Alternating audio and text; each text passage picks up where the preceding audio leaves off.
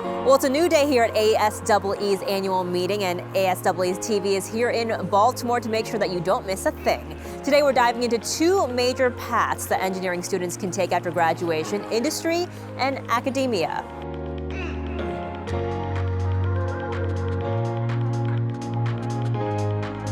Hi, I'm Melissa Kim, host of ASEE TV. Engineers entering the workforce from all across the field may be wondering what that next step will look like. At a meeting like ASEE, folks come together from many realms, giving attendees the chance to see a wealth of options in industry and academia. Today, we're exploring what those options look like in practice.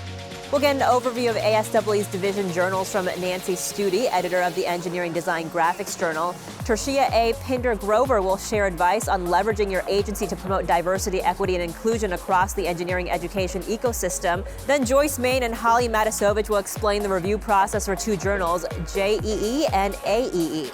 And we'll continue our tour of innovations in engineering education with Cal State LA, and straight from the exhibit hall, a collaborative effort from SF Microelectronics, Labsland, and DigiKey. But before all that, let's sit down with Doug Tuga, incoming president of ASEE. We're joined now by incoming president Doug Tuga. Doug, thanks so much for taking the time today. Oh, it's my pleasure. I know you have a busy schedule, but tell me about your career up until this point. What led you to becoming the incoming president? Well, I've been at Valparaiso University for the past 27 years. I was an assistant professor, then department chair of electrical and computer engineering for 15 years, and now I'm the dean of engineering at Valpo. But during that same time, I've also been working my way through ASEE. I've had leadership positions both in the section and in the zone, and then I went through the list of officers for two different divisions, then became the vice president of finance for 4 years, and now I'm the president-elect. So for people that come here, future attendees, what can they expect to see in the next couple of years? I think that every year the conference seems to be growing. I think this year we have the most papers we've ever had. I think it's great to have a vibrant set of papers that no matter what your interest in engineering education is, there's going to be a paper here that you're really excited to see. I think we also have a growing exhibition hall. We have 102 exhibitors this year, and it's really exciting to see the number of people who are coming here because they want to show us solutions to help us to teach our classes better. And how's ASEE going to work to strengthen its relationship with a lot of these outside organizations? Yeah, so those relationships with those vendors is one of those ways. I think that having more than 100 companies come here to talk to our members and try to show them ways that they can teach their classes better is one. I also think that there are a lot of other organizations that share our passion for engineering education. Organizations like ABET and NCEES. These are really great partnerships that we've established over the years. And then I think that there are lots of other new organizations that we're looking to build these relationships, both on the educational side, NSBE and SHIP, for example, and then also I would say looking to build connections with corporations, so corporate members, where we would, companies like Boeing or ANSYS that are our corporate partners for us. I think this really provides a great opportunity for our members to learn more about those companies as well. And how do you hope that the members will benefit from all this? Well, one direct way that they're benefiting this year is we have a job fair for the first time. So especially graduate students can come to the conference and have an opportunity to meet those employers and learn more about the opportunities that are available at those companies. And we actually talked to a lot of them yesterday, so that's a great point. Oh, wonderful. And wonderful. What is your best advice for those early career engineers? My best advice is just get involved. At ASEE, go to conferences for all of the divisions you're interested in, learn more about those divisions, and go to their business meetings. Because the business meetings are where you get to meet the leaders of that division. You'll get to learn more about how the division operates. Maybe you'll even get to take on a leadership role. Maybe someday you'll get to be ASEE president. Perfect. Doug Tuga, incoming president of ASEE, thank you so much for taking the time to chat with us today. It's been my pleasure. Thank you.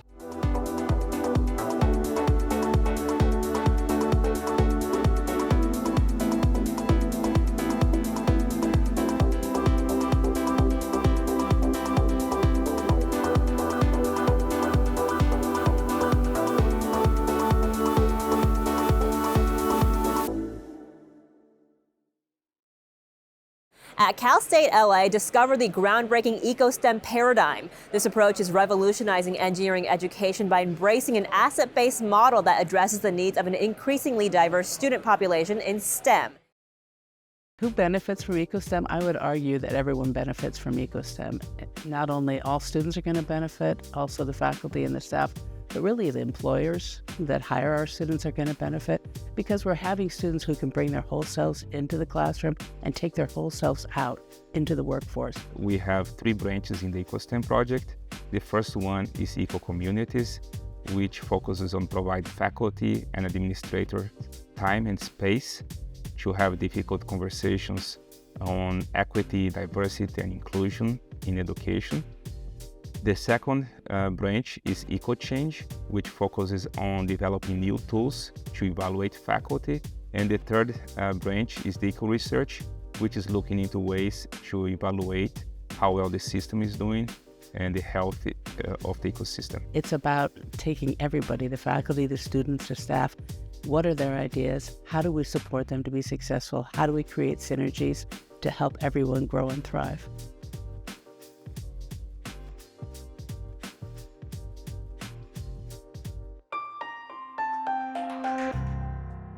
We're joined now by Nancy Studi. Thanks so much for joining us today. And what role do the ASEE division journals play? What's the impact of them? Well, they give the divisions a specific place to showcase the work that's being done by faculty and researchers in that particular area. Mm-hmm. And it gives the faculty, especially new faculty, a place to look for, how do I teach this class? What have other people done? What results are they getting from that? So it keeps you from looking far and wide, just gives them a concentrated place to look. So. And there's obviously a bunch of different topics that they cover. How is that helpful? Well, there are good practices in education, and then there are specific good practices in engineering education.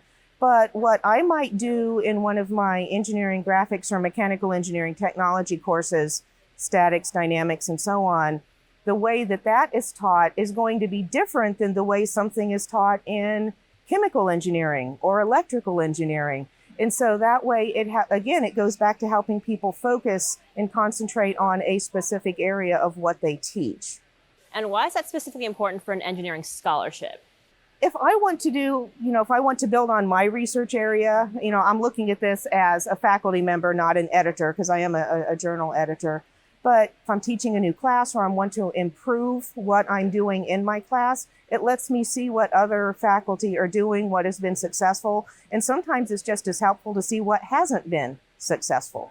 Help me improve my experience in the classroom and also improve the experience that my students can have in the classroom. What is the key to being published in a division journal? Well, actually, we have a booth here at the conference, and that was the most often asked question I had last night when I was staffing the booth.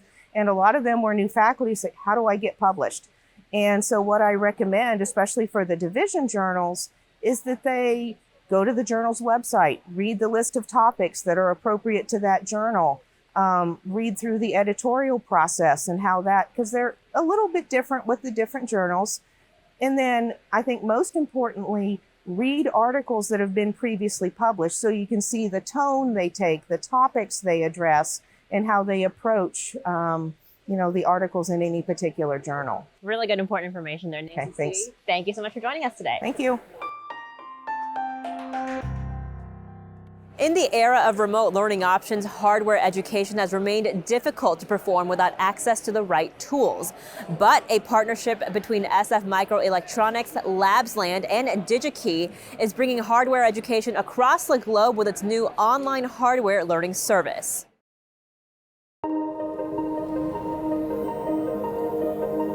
Underprivileged communities historically have difficulty in getting access to tools that may cost a lot of money. And so the ability for them to access professional-grade educational tools is paramount in the ability to build future engineers, future thinkers, and innovators for America.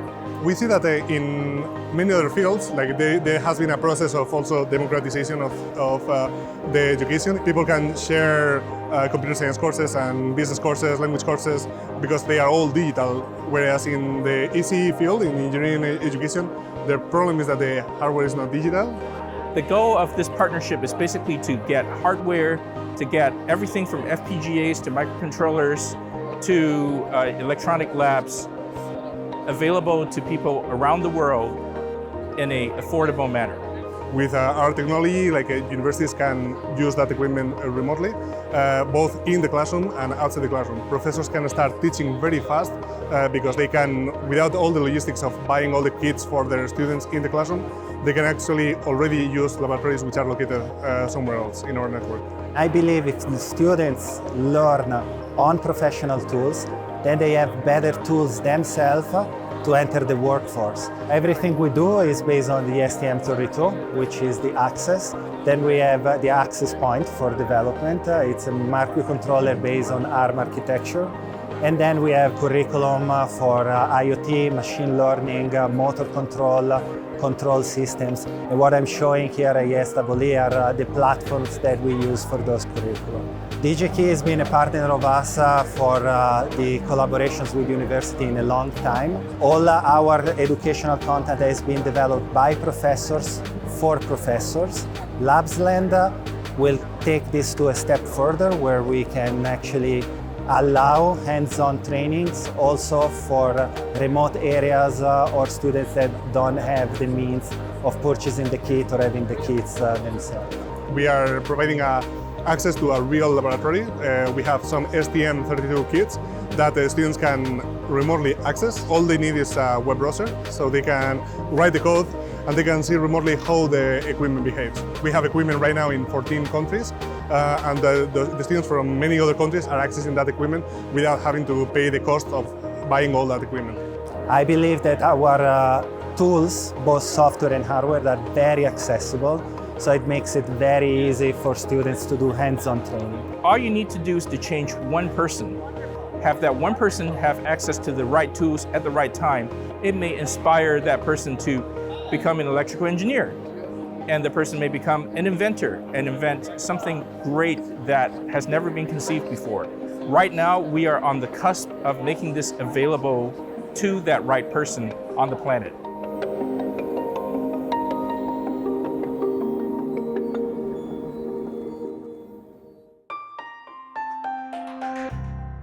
All right, we're joined now by Joyce Main and Holly Matasovich. Thanks so much for taking time to chat with us today.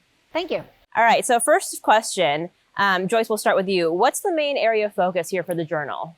So I'm the co-editor-in-chief with David Knight for the Journal of Engineering Education, and primarily we publish research and review articles focusing on engineering education. I'm the editor for Advances in Engineering Education, and it's a practice-based journal. So the manuscripts that we focus on have an engineering education innovation grounded in theory and prior research with a conceptual framework and a good solid evaluation. And what would you say are some of the highlights from this past year for you? So this past year, we moved to having sort of regularly quarterly issues. So January, April, July, and October. And then we've also serialized each issue and gotten DOIs on the issues. And those are important because next steps are going to be getting our journal indexed in some of the major databases. So that's going to be our go forward work, is that indexing. Okay, Joyce, what would you say the highlights were for you this past year? One of the things that's happened for JEE is that it has moved completely online. And so we are able to publish more articles per issue. Along with that is we're really striving to increase accessibility to our journal. And so this year we were able to remove the page fees and administration fees. And so hopefully that will encourage more authors to submit to our journal. That transitions nicely into my next question. What is the review process like? In general, when authors submit an article to us, David Knight or I will take a look at the article to see if it's within scope. So is it within the relevant area of engineering education? And does it have a theoretical framework? And does it meet the general criteria that we've outlined for the journal? And if yes, then we move it on to an associate editor or an assistant editor who will then pick 3 reviewers to review the article. And we try to, get back to authors within 3 to 4 months so that they can hear about, the next steps for their particular article or manuscript. And what about for you? What's the review process like for you? So our process is very similar with the exception that we assign 2 reviewers typically. But I do want to take a minute and just talk about what the experience is like for reviewers, since the process is very similar.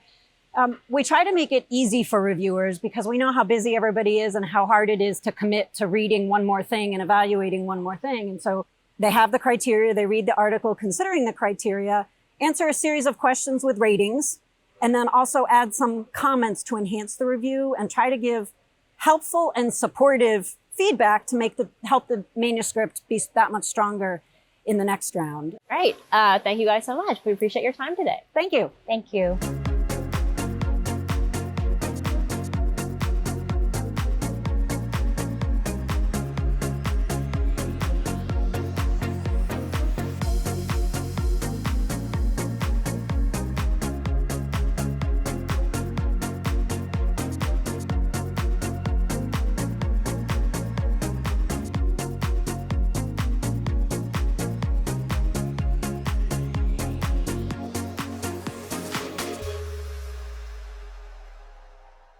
We're joined now by Tertia Pendergrover, who is speaking here at the convention today. So first of all, let's talk about DEI. Why is diversity, equity, and inclusion so important in engineering?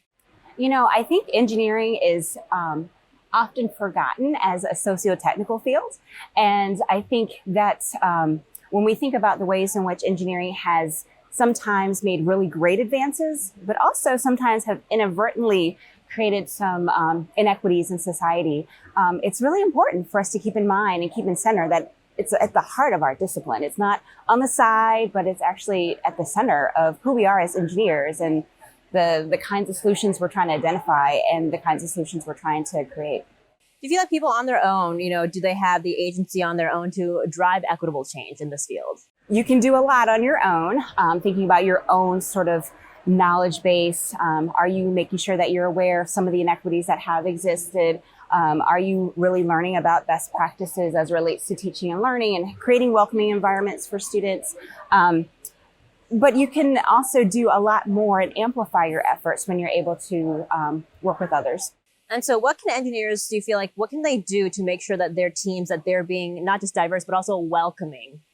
A lot of times we create a space for people, it's like there's a seat at the table, but then you don't let them actually fully participate at that table conversation. Since I work at a teaching and learning center, oftentimes we talk about how do you make sure that student teams are most effective. And so we often encourage the use of peer review and having students, give each other feedback on how those interactions work. In part, we do that because there's been a lot of research that shows that certain groups are marginalized in those team experiences. And so if you're able to do some peer evaluation to just kind of get a sense of, just holistically, how are we functioning as a team? Do we respect everyone? Are we able to hear from all the different perspectives? Because that's really where the best parts of engineering come together, when you have all those diverse perspectives that are bringing forth new ideas. Now, what DI initiatives have you, facilitated? What are you hoping to accomplish more of? They've ranged from smaller projects where I am looking within my staff and we're working together to develop our own skills. But in terms of larger scale initiatives, I've been a part of 2 NSF-sponsored projects. One was called the Inclusive STEM Teaching Project, and this is a large, massive, open online course that's specifically on integrating inclusive teaching practices within the STEM context. More recently, though, I've been a part of a NSF-funded grant within our college at Michigan Engineering that's focusing on teaching equity-centered engineering. We're partnering with several, again, this is this whole idea of partnering, right? Yeah. So we're partnering with folks across the college and the School of Ed, with our Center for Socially Engaged Design, as well as our teaching center, the Center for Research on Learning and Teaching and Engineering. And we're looking at ways to develop a framework for how to actually create an equity-centered engineering framework. And then our center is really responsible for the professional development. How do we support instructors to not only integrate those case studies in the classroom, but also create an environment where those case studies can really flourish, right? So again, coming back to that idea of what kind of a welcoming environment would best help students to learn in those environments. Okay, tie it all in together. We're bringing it back to the partnership, bringing it back to absolutely the beginning. All right, Tertia Pendergrover, thank you so much for joining us today. Thank you for having me. And that's it for this episode of ASEE TV. Hopefully you've gotten a better idea of all the paths an engineer can take in their career. But if you do need a refresher, You can keep watching ASEE TV on screens around the convention center,